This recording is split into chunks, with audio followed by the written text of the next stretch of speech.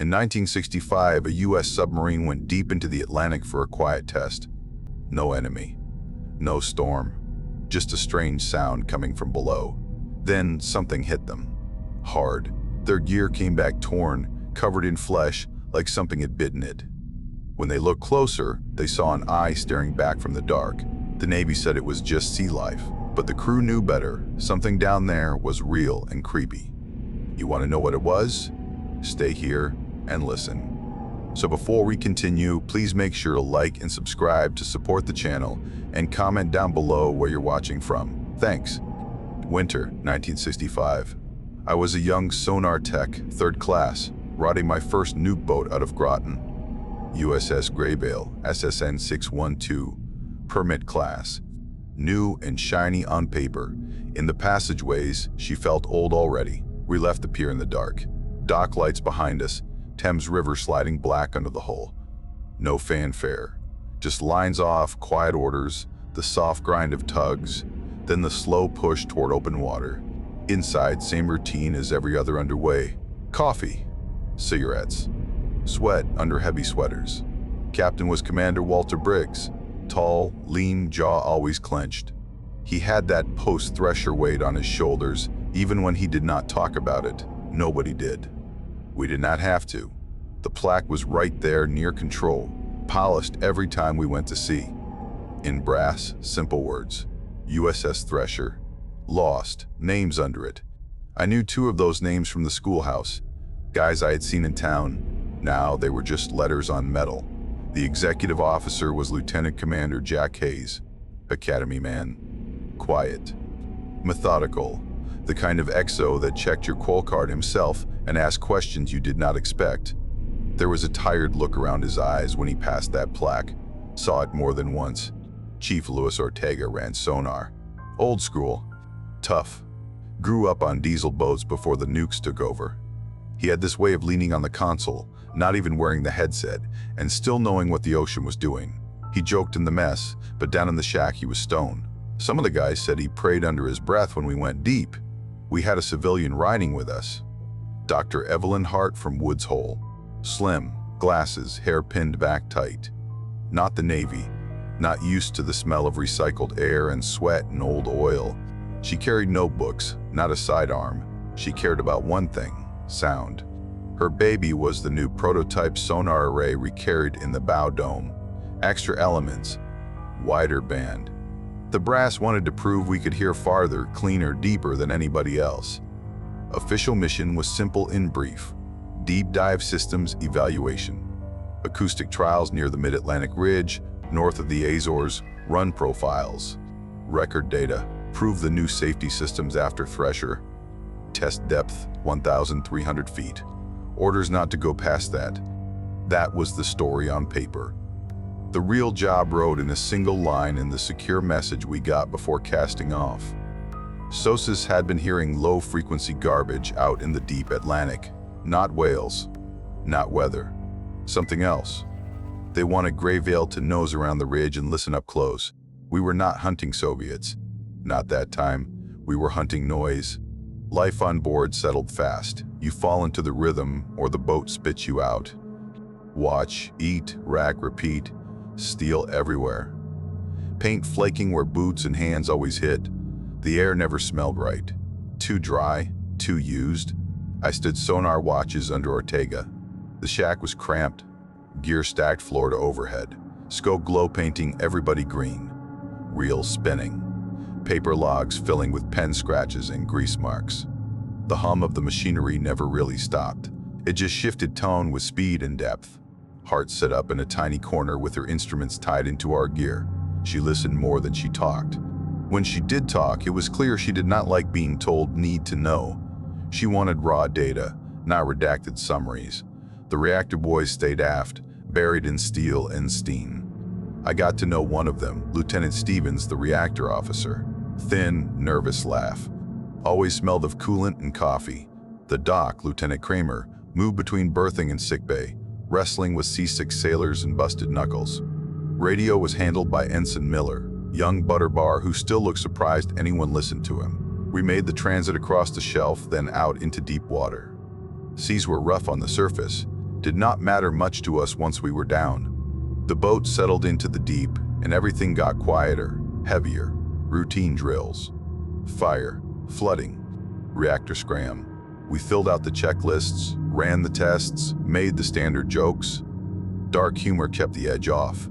Guys in the mess cracked about ghosts in the ballast tanks, dead radio men tapping on pipes. Nobody joked near the Thresher plaque. First couple of days, sonar was clean. Just background. Long-distant merchant screws. Faint pops from ice or distant storms. A few whale calls far off. I logged it all, bored but careful, because Ortega would chew me out if I missed so much as a squeak. We got close to the ridgeline late on the third night. Depth was moderate, safe. Briggs kept us conservative while the engineers ran their checks. I remember that watch. Red lights. Everyone tired. The boat quiet in that way that makes every little noise stand out. Ortega sat beside me, headset half off. "Keep an ear on bearing 170, he said. "Got something down low earlier." I nodded. Dialed the gain. Let the background wash slide past in my head. It is hard to explain if you have never done it. You stop hearing obvious sounds and start hearing patterns. There it was, faint, low, almost buried. A soft echo from somewhere below the ridge. Not random. It had a pulse, short, quiet gap. Then another. I tracked it for a while. Logged the times. The bearing shifted a bit as we turned. The echo stayed under us. "Chief," I said. "Got a faint low one under the floor. Keeps coming back." He leaned in, took the headset, listened. His brow creased. "Range is garbage," he muttered. "But it is there. Not surface. Not surface. Not weather." Hart drifted into the shack, notebook in hand. She had that feel when something interesting was happening. "What do you hear?" she asked. Ortega handed her a spare headset. She listened a long time. No joke. No small talk. Just closed eyes, head tilted. "Could be the ridge reflecting long-range noise," she said finally. "Or something down there bouncing sound around. The ocean remembers sound longer than we think." Briggs came by for his usual walkthrough. Ortega briefed him quick. "Faint echo below the ridge, Captain. Rhythmic. Probably nothing, but it is new." Briggs stared at the trace on the paper. Thought about it. "Log it," he said. "Record a reel. We are here for noise. But unless it grows teeth, we keep the profile." We all chuckled at that. Grease pencil scraping on the log. Another line, another entry. Faint echo, unknown. Then we went back to normal. Watches. Drills. Bad coffee. Same cramped steel world. For a while, it all felt under control. It always does at the start. The first real change was small. Just sound. Just sound. We had been running along the ridge for a day, maybe a little more, depth creeping down. Nothing extreme yet. The ocean outside was black and heavy, but to us it was just a number on a gauge and a feel under the boots. I was back in sonar on mid-watch. The boat was in that steady groove. Engines humming steady, crew half asleep on their feet. The spooky echo under us came back. Only this time it was different. "Chief, hear that?" I asked. Ortega moved over. The noise had turned into a pattern. 2 quick, low pulses, then a pause. 2 more. 2 more. It repeated. When we changed course, the bearing shifted just enough to stay under us. "Double ping," Ortega said quietly. "Not our screws. Not any ship I know." He adjusted filters, ran through the usual tricks. The sound stayed. Weak, but persistent. "XO needs to hear this," he said. Hayes came in from control, face tired, clipboard under one arm. Ortega played the tape for him. "Could be some weird bottom reflection," Hayes said. "Ridge geometry, all that." "Bottom does not chase the boat," Ortega said. Hayes did not argue. He just chewed his lip. "Captain will want to look," he said. Briggs came next. This time with Hart in tow. He listened on the headset, expression flat. "All right," he said.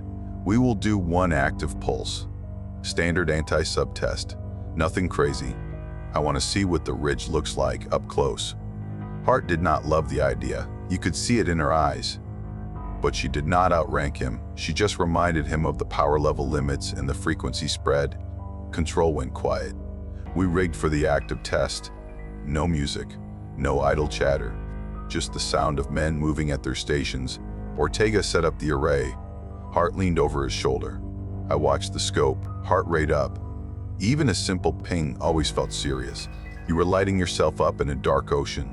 "On your word, Captain," Ortega said. "Send it," Briggs replied. Ortega hit the transmit. The boat shook, just a little, as the sound rolled out. You could feel it in your teeth. Then we listened. One echo came back clean. Ridge wall. Good, solid contact.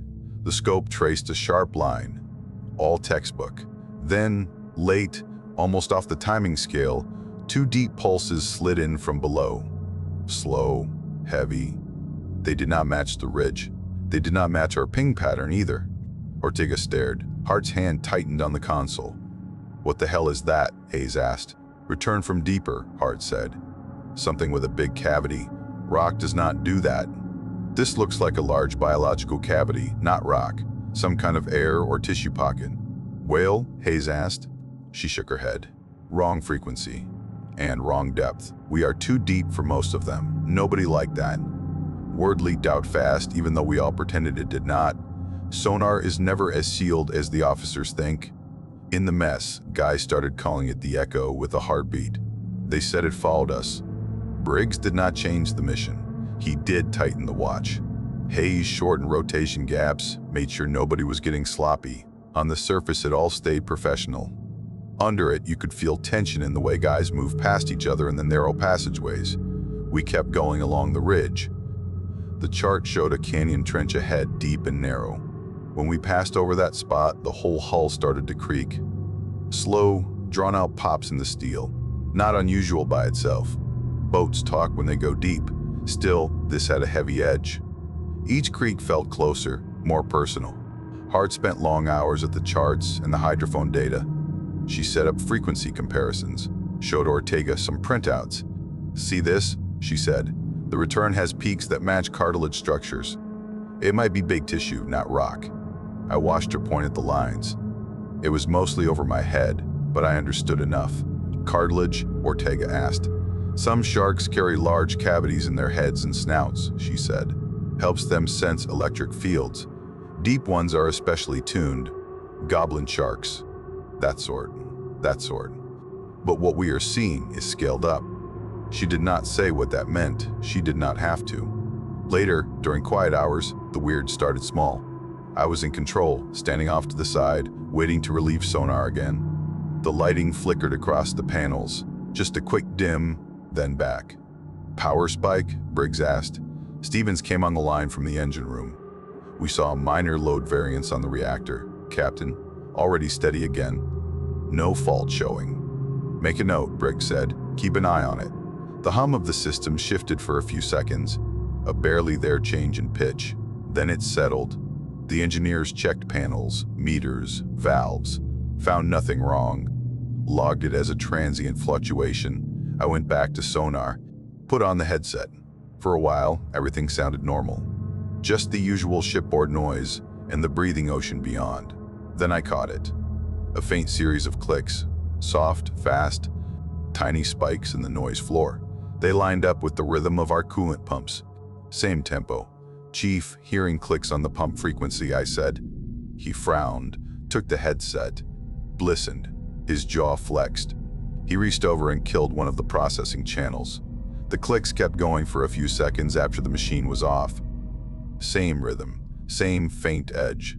Then they stopped. He turned the gear back on. Nothing, just the normal ship sound. "You heard that too," I said. "Yes," he said. "You did not imagine it." He logged it in the margin of the sheet. Small note. No drama. That was the thing. Nothing big yet. No screaming alarms. Just little wrong notes in the same song we always heard. They were enough to start the unease. Nobody said we were scared. Not out loud. But the jokes got darker. The silence between them got longer. We sent the buoy out on the 5th day on station. That was Hart's other toy. An experimental hydrophone capsule on a short cable. The idea was simple. Push it out through a forward tube, let it hang below the bow, map the nearby water without our own hull getting in the way. Cheaper than a whole towed array. Briggs agreed to the test. It fit the mission. It made the civilians happy. And it gave us something to do besides listen to weird echoes and creaks. We cleared the tube.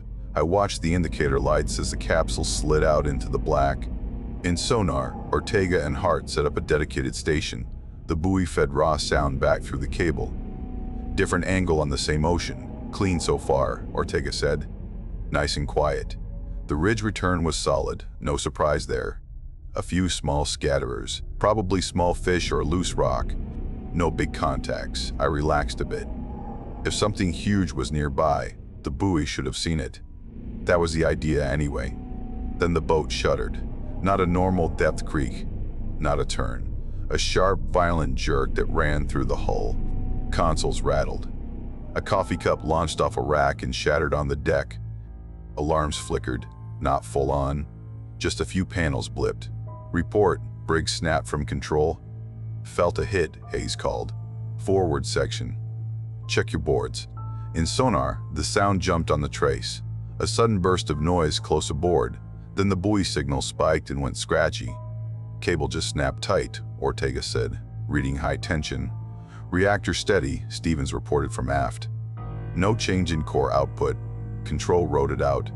The shutter faded. The hull kept its song. The strain on the buoy cable dropped suddenly. The line went slack. Buoy is not reporting, Hart said.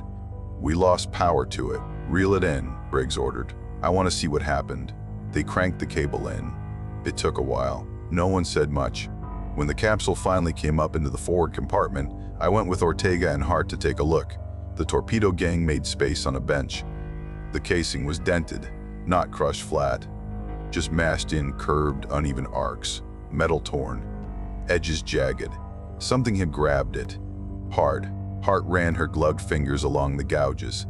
Her jaw clenched. Not rock, she said. Edges are wrong. Rock scrapes. It does not leave this spiral pattern.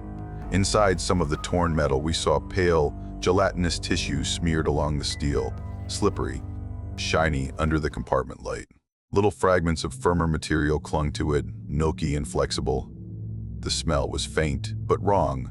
Not oil, not coolant. Some wet animal stench under the metal tang. Ortega picked a piece of the firmer stuff with tweezers and dropped it into a jar. Cartilage. You did not need a degree to see it. Could it be corrosion? Hayes asked, half hopeful. No, Hart said. This is fresh. These gouges were made by something that had given to it. And teeth, maybe. Corrosion does not smear itself on. Briggs watched, arms folded. He did not flinch. Log the damage, he said. Mark the buoy as lost. Record that we had an impact with debris. We will keep to the test schedule. Hart looked up. Debris does not bite, Captain. He held her gaze. We are not here to chase sea monsters, Doctor. We are here to run the boat. We cannot change the whole mission on a dented buoy. She swallowed whatever she wanted to say, took the jar, and headed for her little lab corner. Later, in the wardroom, I saw Hayes writing in his private notebook. Officers do that. He looked bothered. I did not read the page, but I saw the first line. Impact unlikely. Pattern deliberate. Down in the mess, the story of the buoy spread fast. Boats are small. Secrets die quick. Guys started saying it outright now. Thresher ghosts. Deep things. Old stories.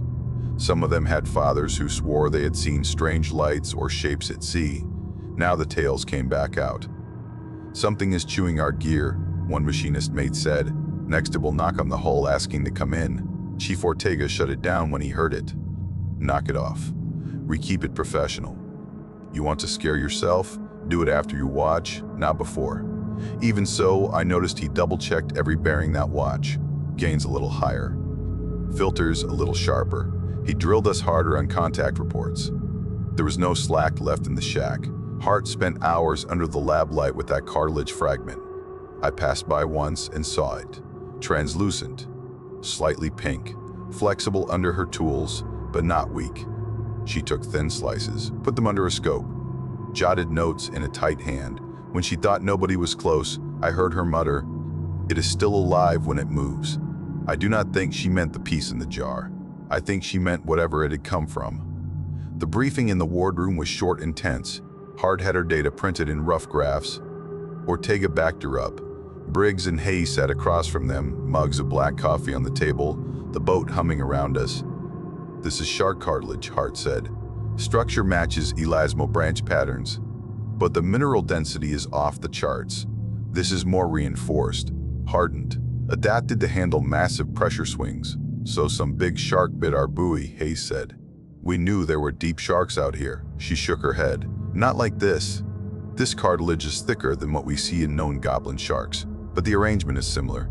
Imagine a goblin shark scaled up and reinforced to live at depths that would crush the usual ones." "That is what the numbers suggest." "Unknown variant?" Briggs asked. "Yes," she said. "It responds to electric fields too. I am seeing traces that suggest sensitivity to the current in our gear." She wanted to chase it. You could hear it in her voice. Scientist with a new species in reach. Briggs listened. He did not shrug her off. He never did that. But the lines in his forehead deepened. Before he could decide anything else, radio got a VLF burst. Long wire up, low frequency, slow and stubborn. Miller brought the decoded message to the wardroom. Hayes read it. "Command says continue trials to completion," he said. "Emphasis on safety protocols. Repeat of test depth limit, post-stressor language," which meant one thing. They wanted the data and the demonstration. They wanted reassurance their new nukes could go deep and come back. No one ashore cared about some dented buoy or weird sound, as long as the hull did not crack. Briggs folded the paper. His eyes were flat. "We stay on profile," he said. "We treat any contacts as environmental until proven otherwise. We do not panic." That word hung in the air. Panic. We went deeper. Control announced the dive in the usual way. Orders to planes. Ballast adjustments. The bow dipped. The numbers on the depth gauge rolled down. 900 feet. 1,000. 1,100. I stood in sonar, headset tight, shoulders knotted. Every creak from the hull drilled into my spine. We eased toward 1,300 feet, just under test depth. Doctors and engineers had decided on that number in some room far from the sea. Down here, it felt a lot less abstract. The air in the boat got heavier, not in any real measurable way. Just in the way men moved and looked at each other. Even the old hands had a certain stillness to them. "Hold depth," Briggs ordered. "Depth 1300I," the diving officer replied. The boat steadied. The hull groaned around us. A long, drawn-out note, then a series of smaller pops. The sound of steel under strain. "Sonar control," Hayes called. "Status. Background normal," Ortega answered. "Ridge still bearing 190 relative. No close contacts." That did not last. We picked up the first of them maybe an hour later, a moving return broad and fuzzy down below us. Then another, then a third. They drifted in and out of the edge of the scope. "Contacts 3, 4, and 5, I called. Low speed. Below the layer. Depth uncertain. Bearing shifts match our turn." "Classification?" Hayes asked. I swallowed. No screw beat. No cavitation. No merchant characteristics. Unknown biological maybe. They kept pace. We would change course. Their bearings would change a little later, like they were correcting to keep under our track. The range estimates stayed within a few hundred yards. Hart studied the traces. "Large masses," she said. "If this is cartilage, each one is bigger than any recorded shark. Multiple units moving in loose formation." That word. Units. The boat creaked again. The sound ran through the deck plates. Then a distinct scrape shivered along the forward section. A short bump. "Felt contact. Forward," someone called over the circuit. "Damage?" Briggs asked. "Nothing obvious," engineering replied after a beat. "Hull integrity panels all green. On our side of the steel, no leaks, no breaches." Yet the metal underfoot seemed to vibrate a little longer than usual, almost as if something outside was still touching it. In the engine room, Stephen started seeing small magnetic fluctuations on his boards. Little wavers in reactor readings, not enough to trigger alarms, but enough to log. "Every time we see those low contacts shift closer, I get these tiny spikes," he told Hayes later. "It is like something is brushing the field." Ortega watched his trace and shook his head. "The clicks are back," he said quietly. "Same pulses we heard before, only stronger. They are matching our reactor beat now, not just the pumps." He played a snippet. The speakers gave faint, sharp taps with the exact rhythm of the core systems.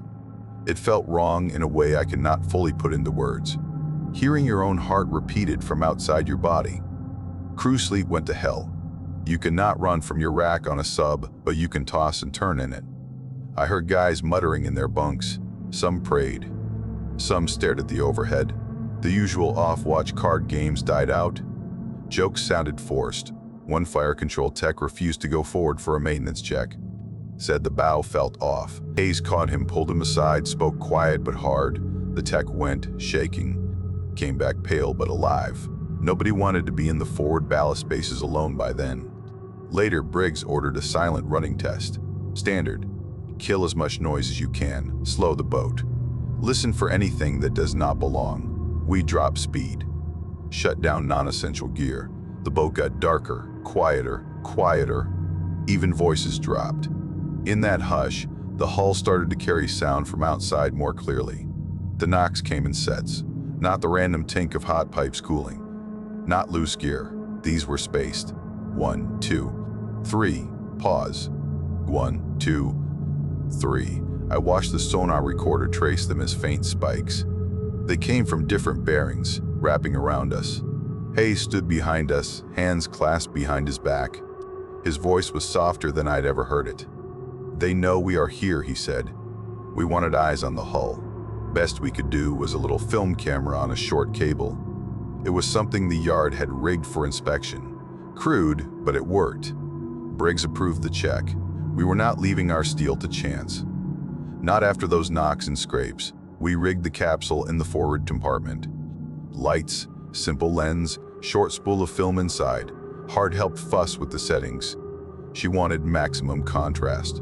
Ortega just wanted to see if anything was dented. They eased the camera out along the hull. The control was primitive. A few angles. A slow pan. We took a set of shots and reeled it back in. Hard and Hayes took the film to the little darkroom space near the photo lab. I went with Ortega. Nobody said unauthorized. People just drifted that way. Wordless. The red lamp burned steady as the frames came up in the trays.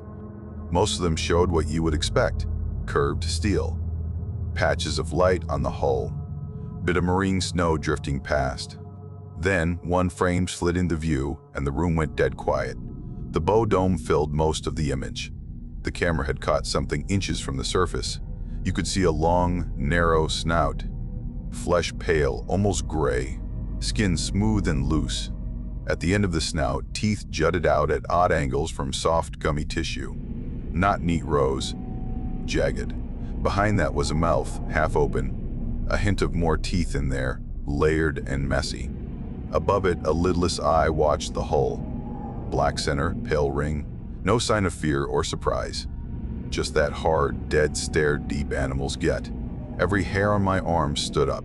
Goblin shark, Hart said. Her voice was just air, but bigger, much bigger. How big, Hayes asked. She swallowed. If the dome is this size and frame, that head must be, I do not know. Several times larger than known specimens, and we are at test depth. No one cracked jokes. No one said sea monster. Ortega leaned closer. Look at the skin, he said.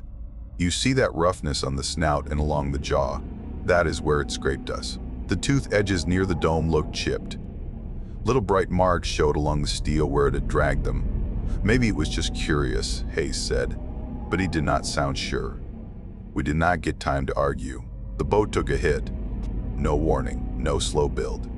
Just a sudden slam somewhere along the midships that made the whole hull ring. The lights flickered hard this time. Panels buzzed. In control, alarms burst alive. Not full flood, but enough to yank everyone to high alert. A fuse panel above the navigation console blew. The cover popped loose and sprayed hot fragments into the compartment. One of the seamen standing helm watch cut a shard across the neck. He went down without a word. Blood pulsed out. Dock to control, Hayes shouted. Kramer sprinted in with a corpsman, kit in hand. They clamped, packed, wrapped. The seaman's eyes fluttered. He tried to talk and only got wet gurgles. I held the bulkhead and listened to the hull. There was scraping along the outside, rasping, a drag and grind that seemed to come from all directions at once. Reactor? Briggs barked. A minor power surge, Stevens replied. His voice shook. We handled it. core rod steady. No trip. Depth holding, the diving officer called, but the numbers were jittering. The boat wanted to move. Something outside was pushing or pulling at us. The seamen on the deck stopped moving before they could get him out. Kramer looked up, face tight, already knowing he was gone. We all felt that death in the room. One moment, just another young guy on watch. Next moment, a still thing bleeding out on cold steel. After they carried the body away, Briggs and Hayes argued in low, hard tones in the wardroom. Hart was there too, hands still stained with developer. "We have a casualty," Hayes said. "Hostile contact. Unknown creature. Multiple impacts. We do not know the structural fatigue state. Recommend we abort the dive and go shallow." "We are still within test depth," Briggs said. "Hull panels are green. Reactor is stable. Command expects us to complete the profile. If we surface now, we validate every fear the staff has about this boat class." "With respect, sir," Hayes said, "this is not about public fear. This is about staying alive. We have no playbook for giant deep sharks." Hart stepped in. "We need more data. This behavior is unprecedented. Why are they attracted to us now? If we can understand the trigger, we can avoid it next time. Maybe cut power bands or change emissions." "We do not have next time if we get hold," Hayes snapped. Briggs rubbed his eyes. He looked older in that moment. "We keep the dive," he said finally. "We monitor all compartments. Any sign of real damage and we go up. Until then, we finish what we came to do." Nobody cheered. Back in the hull, the sounds kept building. Sonar showed several moving shapes circling faster around us now. Big smears on the scope. They crossed under the bow and stern, sometimes overlapping. External microphones picked up the grating scrape of rough skin or teeth on steel. Hollow thuds as heavy bodies bumped the hull. Sometimes a long-drawn tear noise as something dragged along the plates. The sound passed through metal into bone. You could feel it in your teeth and joints. Then Control reported a warning light. "Minor flooding in forward ballast compartment," a voice called. Damage control teams hustled forward. Boots hammered the deck. They opened panels, checked piping. A small pipe had split. Not a clean crack, torn metal. Edges bent inward. "Looks like something hit it from outside," one of the hull techs said later. "Pushed the plate just enough to stress the pipe. I have never seen a break line like that inside the pressure hull." The flood was minor. They isolated it, pumped it dry. Structurally, the boat stayed sound, but everybody understood it now. We were not just being watched, we were being worked on. The ballast issue did not go away. At first, it was a small irregularity. The trim numbers did not line up quite right. We were a little heavier forward than we should have been, even after the leak was isolated. "Trapped water pocket," the trim officer suggested, "or maybe a small bubble we missed." Briggs ordered a slow correction, very gradual, so as not to spook whatever was outside. It did not help. We felt the change in a strange way. The boat developed the faint nose-down attitude, just enough that when you walked forward, you felt your weight shift. "Sonar, any change in contacts?" Hayes asked. "Still there," Ortega said. 3, maybe 4 large returns below and around us. They stay close, range tight. They are matching us move for move. Then the depth began to creep. We were supposed to hold around 1,300 feet. Instead, the gauge started inching down. 1,310, 1,320. "Compensate," Briggs ordered. Planes were adjusted, ballast shifted. The boat leveled for a moment. Then it started sinking again. Trim not responding as expected, the diving officer said. His voice was too loud in the enclosed space. "Reactor steady," Stevens reported. "Prop output unchanged. This is ballast, not thrust." Somewhere, something had changed the way the boat sat in the water. The torn pipe, distorted metal, tiny unknown deformations in the hull. Whatever it was, it pushed us toward heavier. The knocks on the hull continued. Sometimes soft, sometimes sharp. In between, the scraping reduced, as if they were content to ride alongside for a bit. Depth passed 1,400 feet. "Captain, we are exceeding test depth margin," Hayes said. "I know," Briggs replied. He kept his voice calm on the net. "All hands, this is the captain. We are experiencing a gradual sink due to ballast issues. Damage control was working the problem. Remain at your stations. Keep discipline. We will ride this out." That helped a little, hearing him sound steady. Only a little. Alarms chimed as we passed 1,500 feet. Not full emergency, but caution tones. The hull noise jumped. Groans turned deeper. Each pop echoed longer. In the reactor compartment, Stevens made a call. "Captain, recommend we reduce power output. These fluctuations coupled with stress readings worry me. Less output means less heat and less risk if we do have to scram." "Do it," Briggs said. They shifted the core to minimal safe output. The lights dimmed more. Non-essential systems were taken offline. External lights went off by order. No sense burning bulbs for nothing. We were in an absolute dark outside anyway.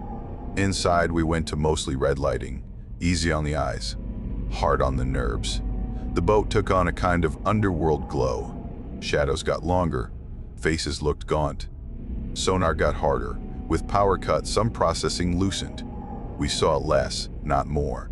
The creatures, whatever they were, seemed to get closer. Their returns blended into our own noise. Hart started correlating their movement with small spikes on the reactor instruments and electrical panels. "Every time they close, these bands jump," she told Ortega and Hayes. "They are reacting to our fields, maybe using them to home in." "So we are a beacon," I said. She nodded. "They feel the current." Sleep was over for most of us. Men started hearing things in the walls. Whispers. Taps that did not match any known machinery. A few swore they heard wet sliding just beyond the steel, as if something was feeling along the hull.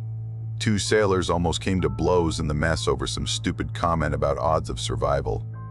Hayes stepped in, grabbed both by the collars. "Knock it off," he said. "You want to fight, you do it topside on Liberty. Down here you keep it together or you go on report." They backed off, embarrassed more than anything. Still, the crack was there now.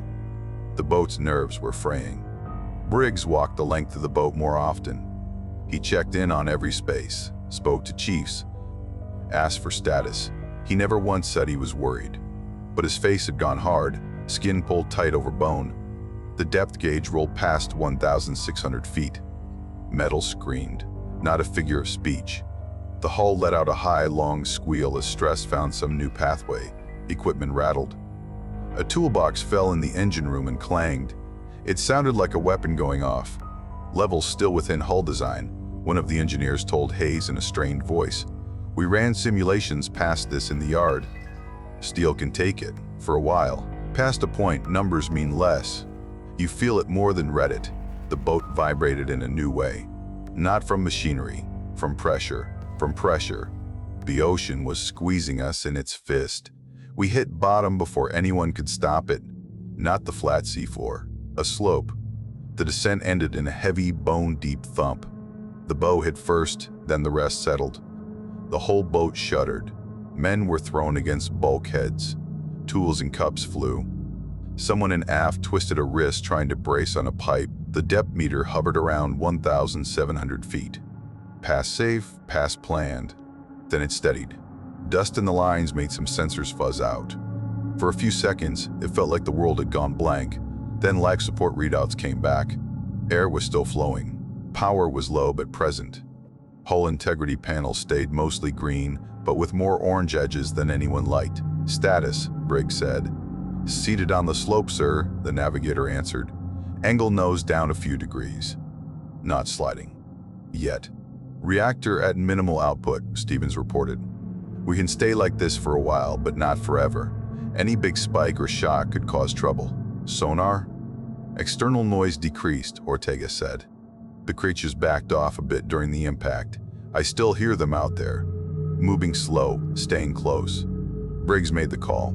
"Shut down everything we do not absolutely need," he said. "We sit quiet. We let things settle. We think before we move. The boat went as still as a steel tube full of people can. No drills. No shooting the breeze on the circuit. Just soft voices and the constant cycling of air and pumps. The knocks did not stop. They got slower, heavier. One at the bow, one along the keel, one near the stern." Hart sat on a stool by the sonar shack listening with us.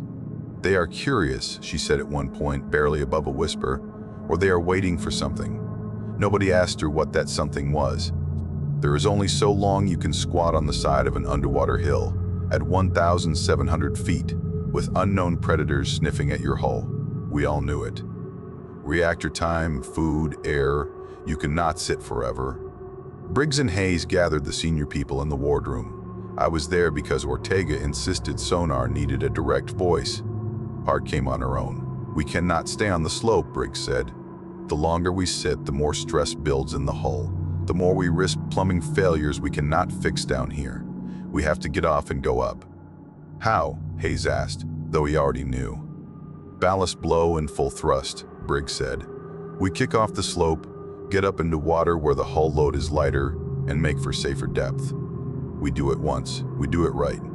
Ballast tanks took a hit forward, the trim officer reminded him. Our blow might not be even, better than waiting for something to give, Briggs said.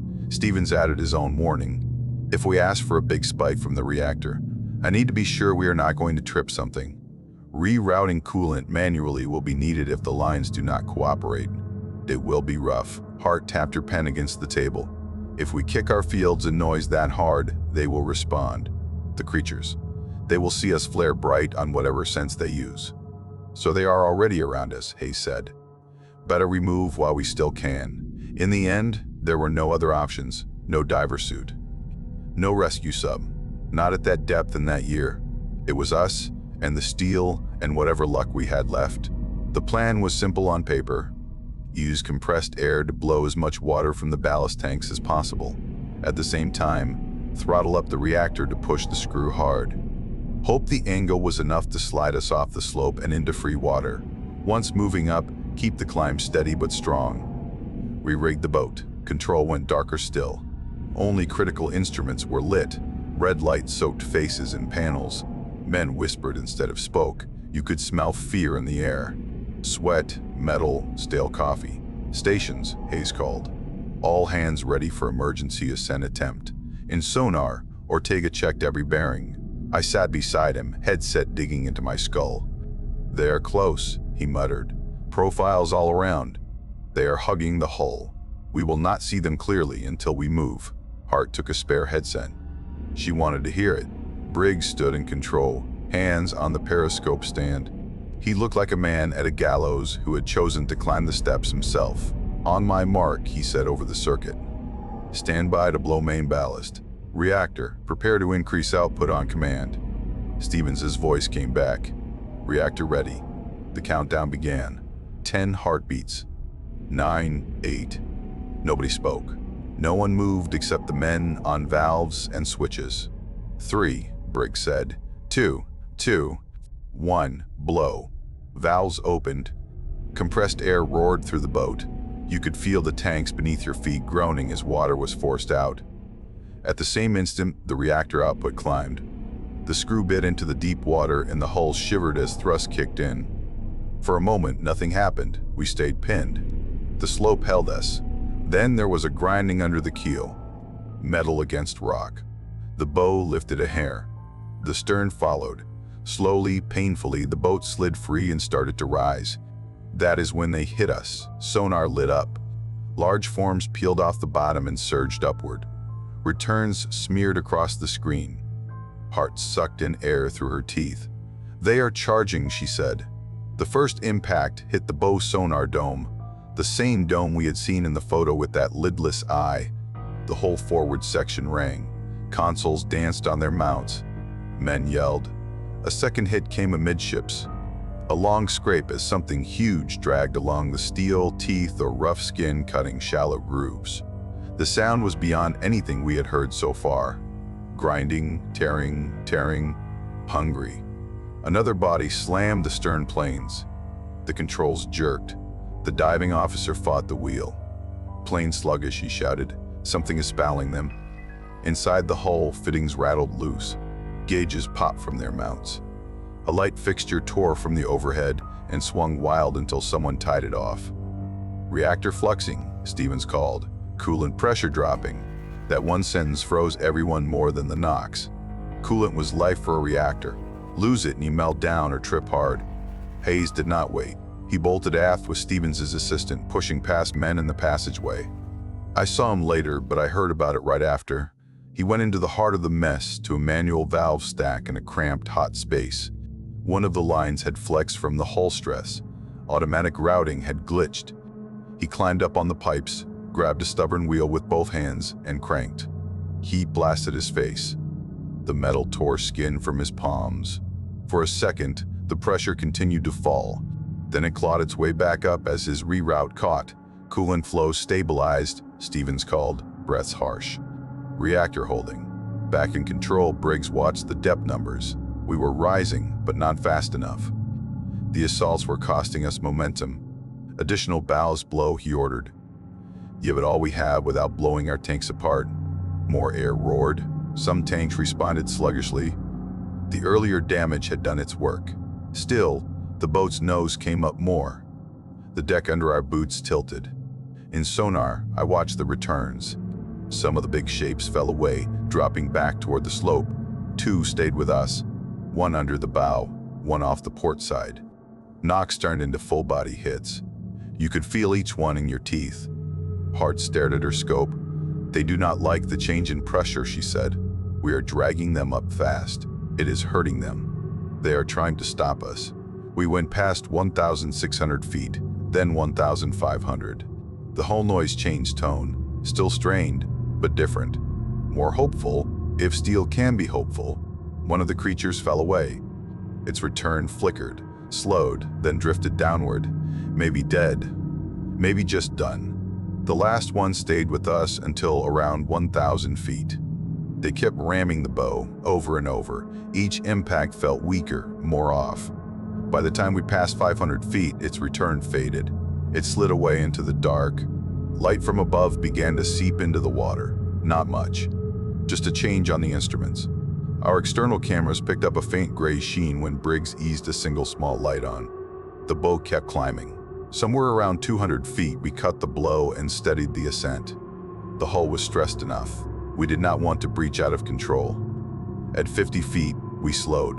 Checked for surface traffic. There was none. Only open Atlantic, rough seas overhead. Surface, Briggs ordered. Ballast shifted.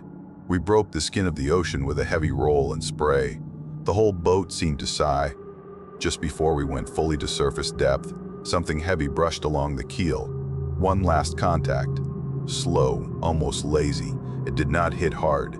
Just a long, dragging touch. Then, nothing. Silence outside, wind and waves above. Inside, we had one dead, 3 hurt, a battered hull, and a story that no one was going to believe the way we told it. We did not linger on the surface. Briggs had radio send the emergency signal. Short, terse, full of codes that told command we had a casualty and possible hull damage. The reactor was still online, but they smoked the compartment to clear residual odors and check for leaks. So when we vented topside, smoke curled up into the cold winter air. A destroyer answered the call. She closed from the west, gray and solid. Guns pointed somewhere else. No clue what had crawled along our steel a few hours earlier. They took station near us and escorted us back toward safer waters, close enough to render help if we had to scram the reactor and ride dead in the water. We stayed mostly submerged on the transit back, just under the surface, periscope depth. The hull groaned, less there. The weight of the ocean felt lighter. The strange sounds were gone. No more knocks, no more scraping, just normal sea noise and the distant wash of our escort screws. In dry dock, they went over Grayville inch by inch. I stood on the dock and looked at her underbelly. Long, shallow gouges ran along the bow and midships. Not straight. They curved, crossing over each other. The pattern made your stomach twist. Some looked like tooth marks, not neat rows. Big, uneven impressions in the steel. Plates were bent, but not breached. The welder team shook their heads and kept their mouths mostly shut. Photos were taken, measurements made. Hull techs traced each scar. The film frame of the Goblin head lasted one day. Naval intelligence men in suits and plain uniforms showed up. They asked for all negatives, all prints. They took Hart's notes and samples. They took Ortega's extra tapes. They took even my scratch logs from that week. National security, they said. Environmental research. We had the debrief in a windowless room. Briggs sat at one end of the table. Hayes next to him. Hart across. I was there as the kid from Sonar who had heard most of it. There were admirals and captains on the other side. A couple of civilians with clipped accents and clean hands. We told them everything. The faint echoes, the double pings, the dented buoy with cartilage on it, the film image, the hits and scrapes, the grind on the slope, the ascent under attack. They listened, took notes, asked the same questions 3 different ways. Could this have been rock? No, sir, Hart said. Rock does not leave cartilage. Rock does not match our reactor beat. Could this have been a foreign sub? No, sir, Ortega said. I know screws. I know merchant signatures and warship signatures. This was none of that. This was big flesh moving slow. In the final written report, the language softened. Unidentified biological interference during deep test operation, it said. Hull contact for large marine fauna. No breach. Reactor and safety systems prove resilient. They circled that last bit, the part about our systems holding. Thresher's shadow needed a counterweight. Greyvale became that. The boat that went deep got hit by the unknown and came back with only 1 dead and no loss of core. The official story focused on that. Structural success, safety systems, lessons learned for ballast and trim. The creature, or creatures, were reduced to a line item. Environmental hazard, not important enough to change doctrine. Within a year, Briggs put in his papers. Official reason was health. Blood pressure, they said. I saw him once before he left. He stood under the Thresher plaque staring at the names.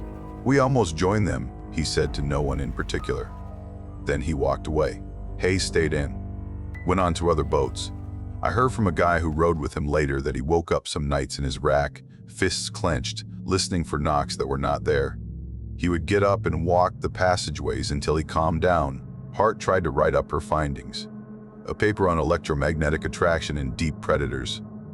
She got as far as a draft before someone stamped it with a classification marking. Environmental risk file restricted. She disappeared back into Woods Hole projects after that. To the public, she wrote about whales and background noise. As for me, I finished my tour, rode other steel tubes, then left the Navy. Got older. So that's the end of our video. If you made it this far, make sure to hit like and subscribe. It really helps the channel and it's free. And if you want more terrifying encounters like this one, check out the other videos on screen right now. Thanks for watching and stay safe out there. See you soon.